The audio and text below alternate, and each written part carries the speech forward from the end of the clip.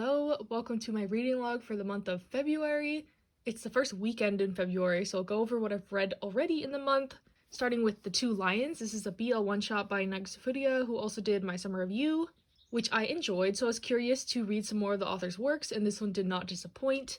It's about two guys in university. One of them specifically went to this university to get far from his high school, because he had sort of a bad reputation at this high school, but of course this other guy coincidentally also ends up at this university who was from his high school. So they strike up a friendship and then relationship from then on, and it's just really good and cute. I recommend these sort of one-shot BLs for anyone who wants to get into BL. I akin it to something like my summer review by the same author and also Our Dining Table. Really digestible, easy to read story, concludes in the end, and it's just a cute, wholesome, good time. I specifically like this one more because it did have to do with delinquents and kind of gang activity, which I like a lot for some reason in my manga, so that was an added bonus for me. And I highly recommend this. I ended up giving it like a 9 out of 10, which might seem generous, but like there was nothing really wrong with this. The only thing wrong is I wish it was longer, to be honest. I would read about this couple even more. I know the sequel to my summer review is coming out this month, so if the author ever did a sequel to this, I would buy it up in an instant. And then something I will not be buying up in an instant if there's a continuation, The Daily Life of High School Boys. So I finished this one. Volumes 4 through 7 are the ones I read this month. And this one was just okay. I had a really strong nostalgia factor with the anime, and I think this style of comedy works better animated. Basically, it's a gag manga about a group of guys in high school and just like the dumb stuff they do. But a lot of the humor relies on kind of like context clues and things not said, but the art in this one is not very good, so sometimes it's harder to kind of decipher the punchline when all you have is the art and it's not like in motion, if you get what I mean. So I wasn't mad that I read this, but I wasn't enthralled. It's not my favorite. I'm probably gonna sell this, to be honest. It made me chuckle a bit. It was a fun read, but it was nothing special, nothing substantial. I didn't think it was hilarious. I wasn't cackling like some of my other favorite comedy manga. But if you're like desperate for something comedic in your collection, I guess I would recommend this, but if not, I would pass on this one. And that's just my honest opinion. Something I would not pass on though, My Love Mix-Up. These transitions are getting so cheesy. But yeah, I really enjoyed this. I loved Volume 1. Volume 2 was not as good as Volume 1, but I still enjoyed it a lot. There is some conflict with another character butting his nose into business that he does not belong in, and I wanted to scream because of it. But I'm really liking this one. Very comedic. Another one I would say is good for like a beginner getting into BL. It is a shoujo manga, and it's more of, like I said, a comedic friendship manga with potential romance. You know, it's gearing up to be a romance, but seemingly a slow burn so far. But that's okay. Like I said, it's really funny in my opinion. I like the comedy, I like the art, I like the characters, and I'm excited to see where this goes. I think the next volume comes out in like April, but there is a drama for this one. I'm not going to watch it because I think it goes further than where the manga is. That's the dilemma I'm facing with a lot of my series right now. I'm watching Sasaki and Miyano and My Dress Up Darling right now, and they're both kind of like approaching where the manga is in English. So I'm debating if I want to keep going or wait until the manga comes out and then watch the anime, because I don't want to be spoiled, but also sometimes the manga takes forever to come out, so it's like a give and take situation. But My Love Mix-Up, I really enjoyed it. Highly recommend if you want a lighthearted, cute, funny, little bit of romance, friendship series. And then on the completely opposite spectrum of romance, The Book of Human Insects by Osamu Tezuka. So this is the first Tezuka work I've ever read, and I will say I highly enjoyed this. I did not know what to expect going into this, but I really enjoyed it. Essentially, the story is about this woman who is a writer, an actor, a graphic designer, and somehow she's super talented in all these aspects. And it turns out that she is just copying people. She plagiarizes people, / woos specifically men, and then kind of just takes their ideas after dumping them. So the story is just her going through life in this manner, and if any of the people who she has wronged try to come after her or expose her, she kills them or hires someone to kill them. So there's murder in this, pretty graphic murder actually, and sometimes, and sexual content, including rape, so just know that going into this. But I thought this story was like a whirlwind. I'm sure there is some deeper meaning commentary about women's role in the society. In this time period, it was written in the 70s, but I read it more of like a soap opera drama kind of thing, which I don't know if is an insult to Tezuka's works, that I read it in more of a lighthearted manner, but this was just entertaining to me. It was very entertaining. The main character, we kind of stan her. She was very girl boss, gatekeep. She knew what she wanted and she got what she wanted, even if the means to do so were pretty bad and illegal. But I like this. I like the ending. I like the story. I read it all in one sitting. It kept me gripped and hooked. And I'm definitely interested in reading more of Tezuka's work, so recommend me once you think I would like. I'm not sure if I would like something like Astro Boy. I'm more interested in his standalone works. I recently bought all of Pluto, which I know is not completely his work, but I'm excited to read that as well. So yeah, recommend me more Tezuka works. I really enjoyed this, going into it not knowing what to expect, but I thought it was really interesting. I also like the art. I know it's kind of an older art style, but I didn't find that an issue when reading or distinguishing characters or anything like that. Another kind of oldie but a goodie, Tek on Concrete by Taya Matsumoto. I love Taya Matsumoto's work, so I want to try to read all of them, and this was the next on the list. I will just say this printing from Viz is very nice. It's a shame that it's out of print, but there's like flaps. The inside cover is really nice. There's like a fold-out poster. There's various color pages throughout. Just wanted to mention that before I started getting into the series itself. But Tek on Concrete is a story about two boys, black and white. They're orphans and they live in this city. They kind of run this city. They're bad boys. Everyone knows to stay away from them. They hurt people, they steal, they lie, they live in a car in the middle of the city. But I wouldn't say that they're the main characters. I would say the city itself is the main character. The story is a series of issues in the city regarding change. These boys don't want the city to change. They think that they run this city and they don't want any foreign entities coming and messing it up. Like kids from other cities, gang bosses cropping up, corporations. So if you look into the deeper meaning of this one, there's definitely commentary about like industrialization, westernization, stuff like that. But if you don't want to think about that stuff or the nuance, it's also just a fun story to read. I think Taya Matsumoto's works are like that most of the time. They're very enjoyable on the surface level, but also if you want to find some type of deeper meaning to it, it's there. I don't really care either way. Like I said, I can recognize what this series was trying to do, but also I thought it was just a good fun time. There is technically explicit content, there's murder and some nudity, but they're just like in the bath, so be mindful of that. But yeah, I love the art. I love especially the city landscapes that Taya Matsumoto drew. I like architecture a lot, actually, and it was interesting to see in his style the panels of the city and the landscapes that he did. So yeah, I highly enjoyed Tek on Concrete. I wish I could articulate better how good this story was, but I am a simp for Taya Matsumoto, so next I'm going to read number 5 of his works, and after that I'll probably try to find some of his other harder to find ones, but I'm really happy I read this. It was actually the first thing I read after my eye surgery. I picked this one because the print is so big. I needed something where I could see the actual bubbles and stuff, so I'm happy I had this in my collection in the first place. And then to round out this week's reading, I read volume 16 of Beastars. So we all know I love Beastars, I'm obsessed with Beastars, but this was the first volume in a while that I wasn't completely in love with. I know a lot of people dislike the turn that the story went after the whole murder confrontation battle.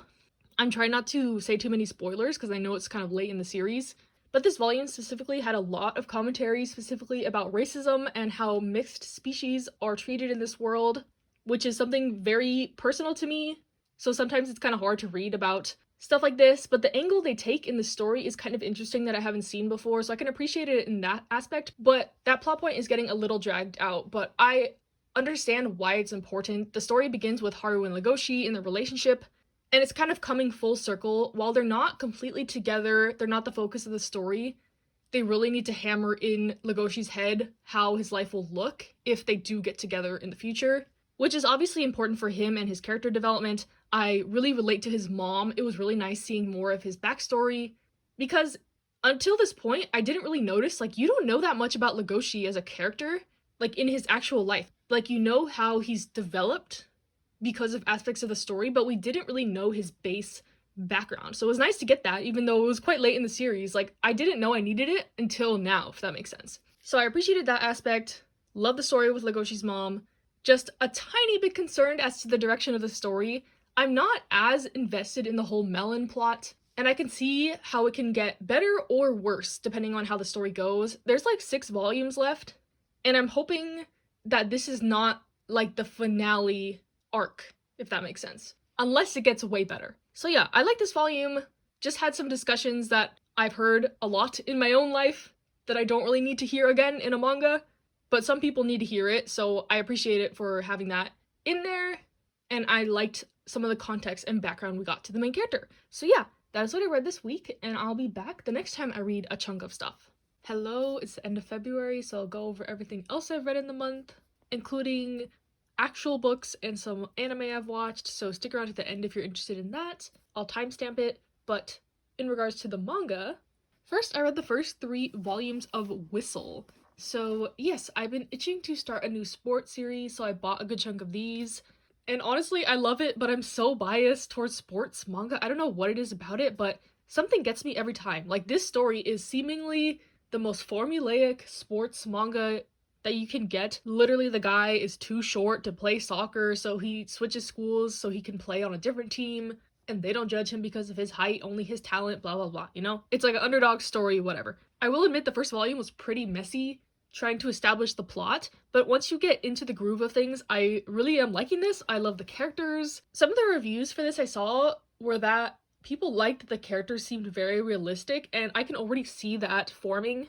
Not only is like the soccer realistic, there's no powers, no wild moves or anything yet, but they already introduce like the characters' families and stuff very casually. Like, the main character lives with his brother who is an escort, and then another guy on the team, like, his parents are divorced, and it's like, I don't know, I haven't seen a modern sports manga that really delves into their family life or anything like that. The only one I can think of, maybe Big Wind-Up does a little bit, because it's more of a slice of life story than a full-on sports series, while this one is like full-on sports. I don't know, I just really like the characters, I like the comedy. This was written in the 90s, and I was surprised how kind of like relevant the stuff they're talking about was. So yeah, I'm really excited to continue this. Definitely gonna look for more volumes. I only have up to volume 12.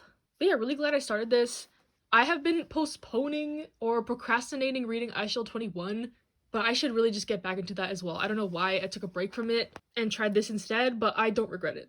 Next, I started rereading Lovecom. On Valentine's Day, I was like in my feels and I was like, I want to read something I know I'm gonna love. So yeah, I got up to volume 7 and I'm gonna continue this whenever I want to, but I wanted to reread this and see if it held up as my favorite shoujo manga. I did have it at the top of my top 10 romance list or whatever, but in truth, I haven't read this in like 5 or 6 years. So was it just nostalgia talking, or is this actually good?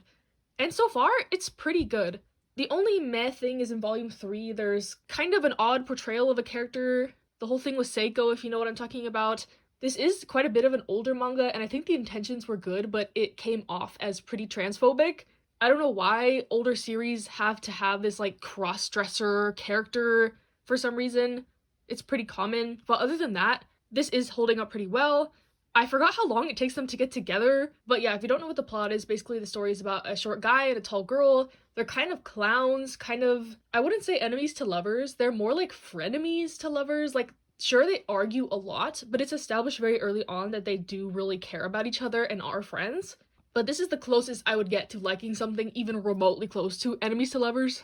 But yeah, volume 7 had Risa's birthday with the fireworks, if you know you know, and that was like a good place for me to stop before I continue on. I'm still missing volume 15 and 16 for like 2 years now, so when I get there I'm just gonna read the scans or whatever. But yeah, I'm excited to get more into this. So far it is holding up as a very good shoujo series. Next, I read volume 2 of I Think Our Son is Gay. Love this one, basically about a mom who thinks her son is gay. She doesn't confront him, doesn't say anything about it, kind of is just observing him and making sure that he feels safe and comfortable in the environment. I really like this one, and almost made me cry at the end of this volume. Actually, the author said that they came out to their mom during the writing of this, and I love to read like own voices stories, so that makes this even better. But yeah, the only criticism I've seen about the series is that it may be a harmful portrayal because you shouldn't assume someone's sexuality, which I wholeheartedly agree with, but I think the way this portrays it is not like the mom thinks her son is gay because of harmful stereotypes or anything like that. And it's not like she's trying to push him to say it or do anything like that.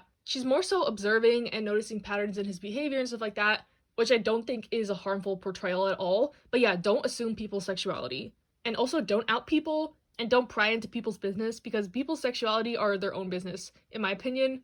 And you're not really entitled to know a person's sexuality unless they tell you themselves willingly. So yeah, that's this one. I'm loving it so far. The next volume comes out next month, I think. And I'm excited to keep reading and see how the story progresses. Next, I read volume 2 of Skip and Loafer, and I am still super enjoying this. I love this. We are seeing more development of this guy and seeing more of his backstory and just the main character continuing to grow in this environment, learn new things, and I'm really excited to see the rest of this. I actually have volume 3 already. I just didn't get a chance to read it this month, but I highly recommend this if you want a slice of life, coming of age tale, potential romance in the future, but so far it's mainly about this girl from the countryside moving to the city and trying to fit in and learn the culture, make friends, stuff like that. Next, I read the one-shot Boy Meets Maria, and trigger warning for an explicit rape scene in this one, and one of the characters deals heavily with gender dysphoria.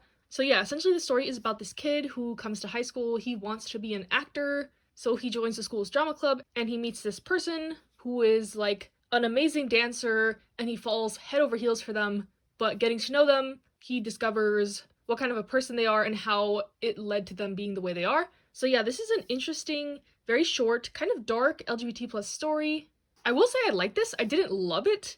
I ended up giving it an 8 out of 10. I liked the art. I liked the characters.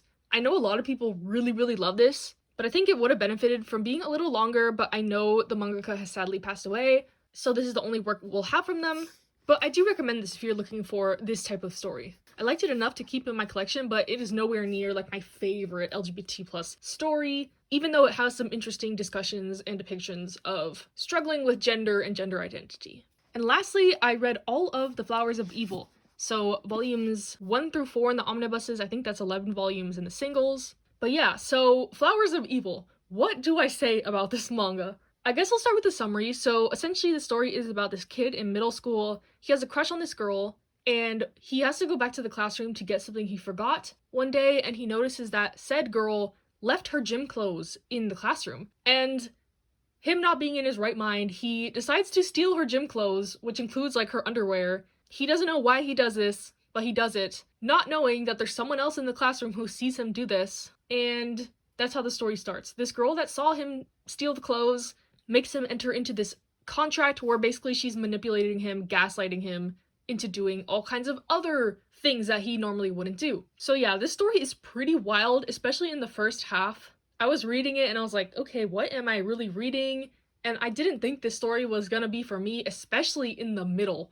There is an explicit rape scene that had me physically feeling ill, but I think that's a testament to Shuzo Hashimi's writing and how good he is at eliciting very real reactions out of you. But yeah, just know this series is very intense. Like I said, gaslighting, manipulation.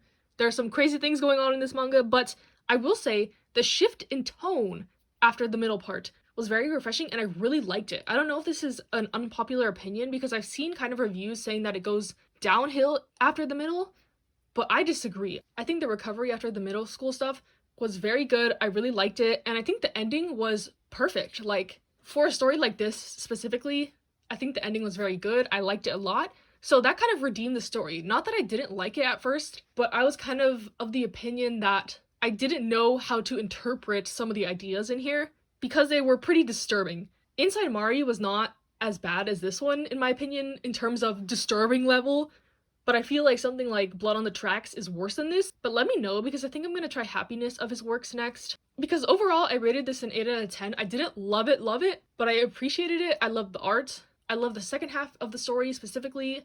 And I am not the person to articulate how good this story is, really. That's why I'm not doing a review on it. There's probably plenty of other good reviews of this. But I will say, if you want a dark, twisted story with a theme of, I guess I would say perversion, that was one of the main themes.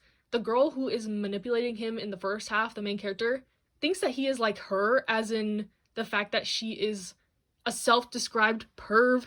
She doesn't think anyone understands her in this town. But through the course of the story, you see that they are not really alike. And yeah, that's all I'll say about it. My mind was kind of like racing and scrambled through this, but I did like it. But I will say, after that middle part, I was questioning why people had this as like their favorite manga. So many people I know love this. And I was like, dang, y'all like this?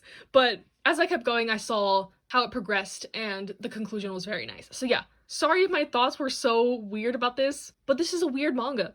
And it's one of those that I'll have to read again to get the full scope of things. I think it's one where, like, every time you reread it, you'll notice something different. That's how much Shuzo Oshimi can convey through just his art and stuff like that. So yeah, The Flowers of Evil, I'm glad I read this. I feel like it's kind of a rite of passage too. Like, it's Shuzo Oshimi's most popular work, I think, and quite a different manga overall in that sense. I don't read a lot of stuff like this, is what I'm trying to say. So yeah, I'll stop rambling about that, but this is all the manga I read this month, so now we'll go on to some other things I did in the month. Starting with books, I read and finished 2 books this month. The first one was The Martian.